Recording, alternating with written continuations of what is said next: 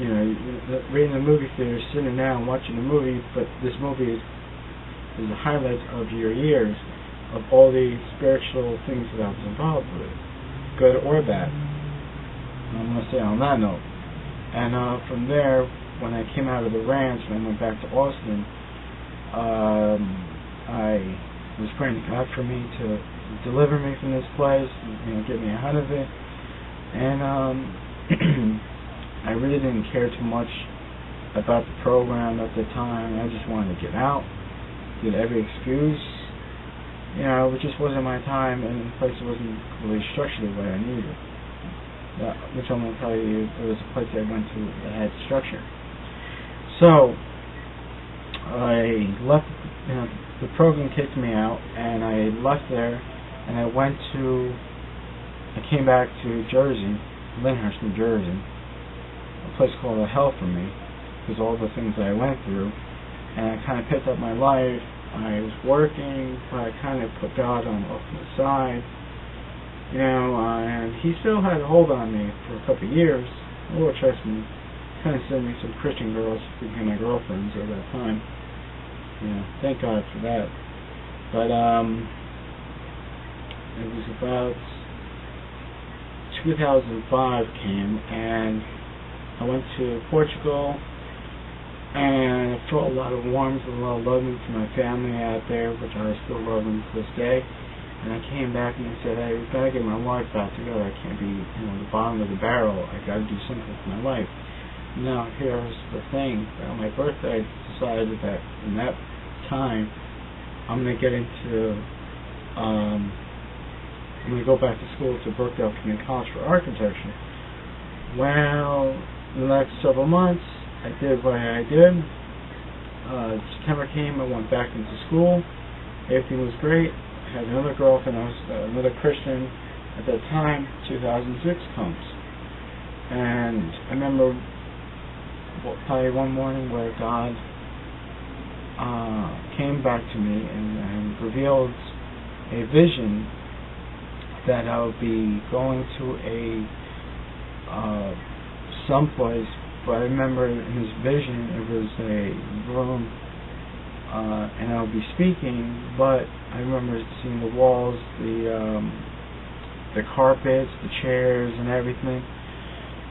And there's a few people there, and you know, faces were a little blurred, but you know, praise God. But anyways, and from there, it was like this joyous peace. So I knew it was from God. You know, it wasn't from the devil. And I remember how I was also, during that year, some of my palms kind of came back. And then before you know it, God brought Tabitha back into my life. You know, which was a blessing to me.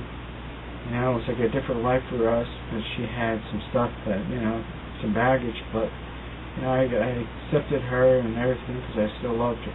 And I loved her, you know, even back then, through everything we've gone through. And then from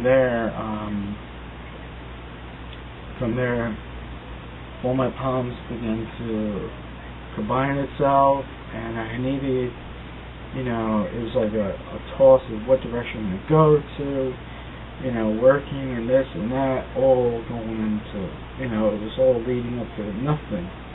And I remember how I got arrested several times, and then I went to court, and well, right before I went to court, it was the type of court that I would have to surrender myself to go and serve 1 year in jail. That's how bad it would become. And I remember one Sunday, something told me to go to this church in Cranford, back to where I was before, and I did. And the pastor goes, I know the youth challenge in New Jersey. Hey, pretty good, you know. Not so fast. Then my mother gave, you know, she called up teen challenge or youth challenge, one of the main directors up there. And the next day I went to court, and since I did my homework, I looked into several Christian rehabs, some Catholic rehabs. We did everything. I had about 4 or 5 different places that I can go into.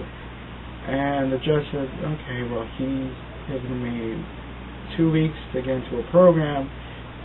Now here's something from God. Never abandoned me from the beginning, but it was around noontime, right after I came out of court, that the men's director in Brooklyn Teen Challenge gave me a call, and I said he wanted me to come in for the interview. So I went to the interview, and I remember looking at the windows and the doors and say, wait a minute, I remember this place. And I didn't quite tell nobody because there's some things you're not supposed to say, and I didn't know that, but it's amazing how God's knowledge is always there and He's always watching me. And from there, I got arrested again. I don't know how many times I got arrested over the 30 years, but I don't get arrested anymore. Kind of came out of the whole dark side of stuff, which I'm not going to say, the stuff I was involved with, but if you know what Teen Challenge is about, then you know what kind of things I went through. But it was all through God to break me down and put me in the right place where He can heal me. To me, Brooklyn Teen Challenge, right before I went to Brooklyn Teen Challenge, I prayed to God for Tabitha as well, because she was going through a lot, and I felt really, really, sad and hurt, leaving her behind, and while she was going through her ordeal. But I never stopped praying for her when I was there. Probably the whole time, my prayer was always on Tabitha and everything else, but for her to come to Christ and everything. But from there, while I was in Brooklyn Teen Challenge, and here's a funny thing.